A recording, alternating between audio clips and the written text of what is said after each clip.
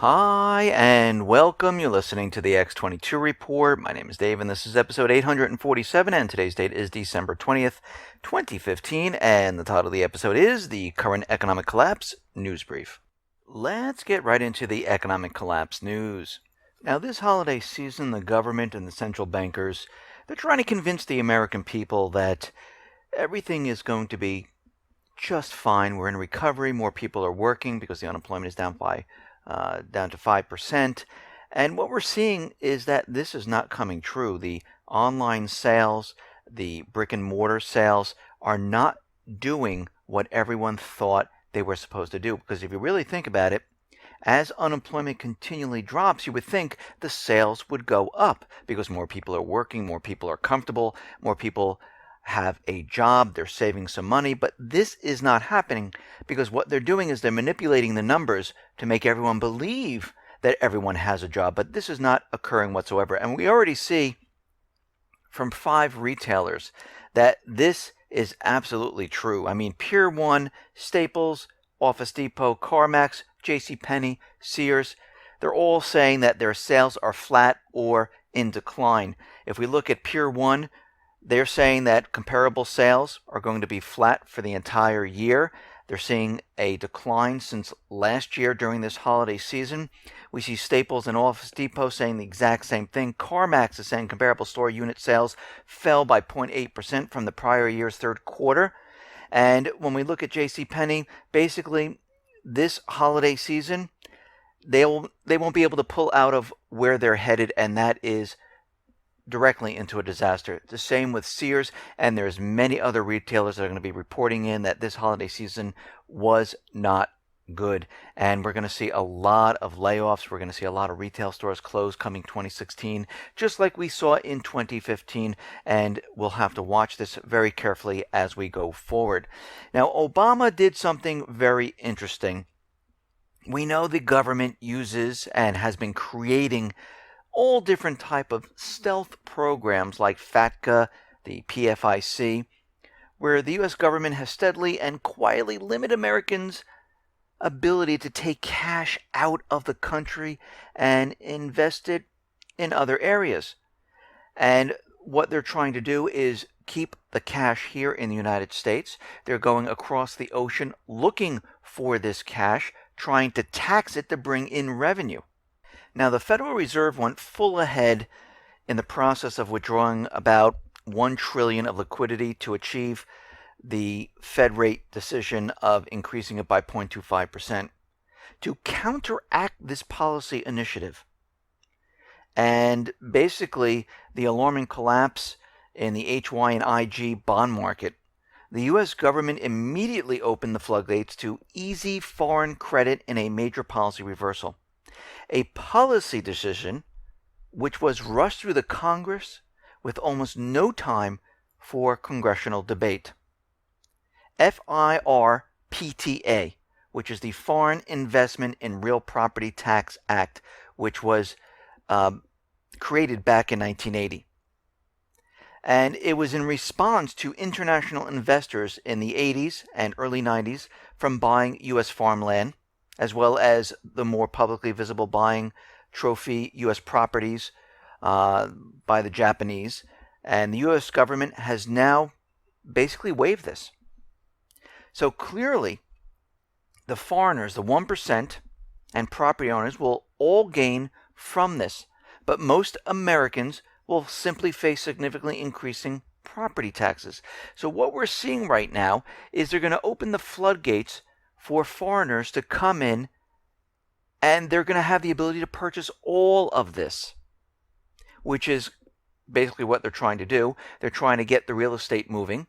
They're trying to send property values sky high, which means property taxes are going to increase, and this is going to affect the everyday person. This is how they're trying to keep the system going, because if we are in a recovery and everything was fine, and real estate was doing well, they wouldn't need to do this. We wouldn't need 0% down. We wouldn't need the mortgage program where it allows other people to be included in your mortgage. We wouldn't need the closing costs covered. We wouldn't need other banks giving the 0% down. We wouldn't need this law waived if we were truly in a recovery. Now, everyone believes that the Fed has discontinued QE completely, which is completely fake, phony, and false once again. Now, under the meme that the economy is recovering and the Fed raised the interest rates, basically what the Federal Reserve is doing now is saying they're going to continue to reinvest in the proceeds of the maturing agency debt and mortgage-backed securities, as well as the income on existing securities into new ones. Basically, they're continuing quantitative easing. And if you actually take a close look, the total value of the mortgage-backed securities on the balance sheet of the Federal Reserve continues to increase. Yes, it's slowed a little bit, but if you look very closely on the one-year chart, you can clearly see the Fed's balance sheet is expanding since the first week of May. The balance sheet has increased by additional 2%. And if you look at the size of the total balance sheet of the Federal Reserve, you clearly see the balance sheet hasn't been reduced at all, but actually has increased in the past few months. So they're continually using QE. They have not stopped whatsoever. And again, if we are in this incredible recovery, all of this would not be needed at this time. Now, out in Ukraine, the Ukrainian Air Force is receiving military equipment from the United States government. Because we understand at this point, everything's fitting into place. The travel warning from the United States for U.S. citizens to get out of Crimea and the southeastern regions and not to travel there. We see that military assets have been moved up to the contact lines. We know the Minsk II ceasefire agreement expires at the end of this year. We know there's extremists that are going to do something on the Kerch Strait. We see that Ukraine has already defaulted on the Russian government bond. It looks like at this point they're preparing. They're getting ready for another offensive. Now, Iran will export 9,000 tons of enriched uranium to Russia within the next couple of days. And this is all part of the agreement Iran has made with other nations. And under the nuclear deal, Tehran has to limit its stockpile of enriched uranium to around 300 kilograms. The enriched uranium stockpile will be swapped for yellow cake, unenriched uranium compound already supplied by Russia. The yellow cake is a non-military use only, which ensures Iran's nuclear program is completely peaceful. Now, the United States government central bankers, they are trying to get more drone pilots, because what they're having now is a huge problem, because drone pilots have been hitting civilians, and a lot of the drone pilots are having a problem with this. And some of the pilots are complaining of anguish and emotional damage that comes with murdering women and children while pretending to be in a video game type of scenario. And we can see at this point, the Air Force has offered a retention bonus of $15,000 a year for drone pilots. Apparently $15,000 was not enough to bring them back in, so they upped it to $125,000. So those who re-enlist can get $125,000 in 25,000 installments over 5 years, or get the first $62,500 up front. So we can see right now, many of the pilots are really having a problem with this, because they don't know if these people are actually terrorists, and you're killing women, children, and anyone else who's in that area. And again, this is no trial. There's no real evidence that they've done anything. These are targets that are just handed down from the government. Now, a newly leaked report from Norway basically proves that Erdogan and his family have been smuggling oil from Iraq and Syria into Turkey. And what has happened here is that this report was compiled by Norway, and it revealed that most of the Islamic State oil that they have has been destined for Turkey, where it was sold off at bargain low prices. The Norwegian daily Klassekampen leaked details of the report, which was put together by Rystad Energy, an independent oil and gas consulting firm, at the request of the Norwegian Foreign Ministry. The oil is sent by tankers via smuggling routes across the border and is sold at greatly reduced prices from $25 to $45 a barrel. The data directly implicated Turkish President Erdogan in the oil trade with the Islamic State. According to our data, the top political leaders of the country, President Erdogan and his family, are involved in this criminal business. So we can see again the United States knew all about this. The Islamic State is the proxy army for the United States government central bankers. They knew exactly where this oil was going, and this is why the convoys, which you can see when you're using drones and satellite imagery, you can see where they are, where they're going, but they were never hit until Russia pointed this out. Now, the Iraqi government is complaining that U.S. has deliberately hindering the country's military advances against the Islamic State. And the airstrikes from America have killed at least 20 soldiers in the Iraqi forces.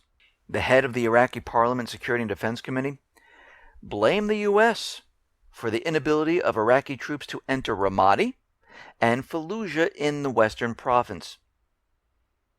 They're stating that, yes, the U.S. is dropping aerial packages, they're providing weapons, they're providing equipment to the Islamic State, and they're going to be opening up a full investigation into all of this to get to the bottom of everything. Now, U.S. Defense Secretary Ashton Carter went out there to try to bribe the Iraqi government, saying that, listen, we'll send more troops and we'll give you Apache helicopters if you just stay quiet about this. And they said, you know something? It's not about the helicopters. It's not about all this. We don't even want your troops here. We want you to stay out of our country. We're going to be looking into this, and we need all U.S. soldiers out of our country at this time. So the United States is having a huge problem in the Middle East at this point. We have Russia in Syria blasting away at their proxy army. Iraq is saying we do not want the U.S. here. Libya is saying we rather have Russia in our country to protect us from the proxy army of the United States government central bankers, which is the Islamic State. And things are falling apart in Yemen. And here we have Lebanon, who's also in this complete and utter mess. Now, Putin says the United States will not be able to have regime change in Syria. The people have to decide on who they want to be their president. Now, we see Kerry is out there saying, yes, we are not going to ask Assad to step down, but he must go, which, when you think about this, is absolutely ridiculous. They're saying that, yes, Assad can stay, but after a certain period of time, he must go. And Russia's saying, okay, after we get rid of all the terrorism, the people will be allowed to vote in the country. Now, Obama is saying, okay, yes, we can have internationally monitored and verified elections in Syria to determine the identity of Syria's president. And of course, he rejected all of this previously, but now he's saying, okay, we can have elections. Now, are they really going to have elections? Absolutely not. We know eventually what's going to happen here. That the people in Syria, once Russia and Assad liberate all the towns and city and provinces and areas of Syria and give people back their lives, they're going to be voting for Assad. Period. That's it. We know this. He's already received 89% of the vote in 2014. It's going to be that or more when they have to vote again. But of course, Russia's saying we have to remove all of the terrorists first. And we know for a fact at this point that Saudi Arabia is trying to put together a 34-state coalition. The United States is trying to get more countries to bring in ground troops. They're building an air base.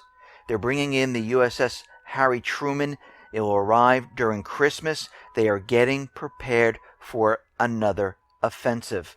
Most Syrians prefer a non-sectarian leader, not the type the U.S. and Saudi want.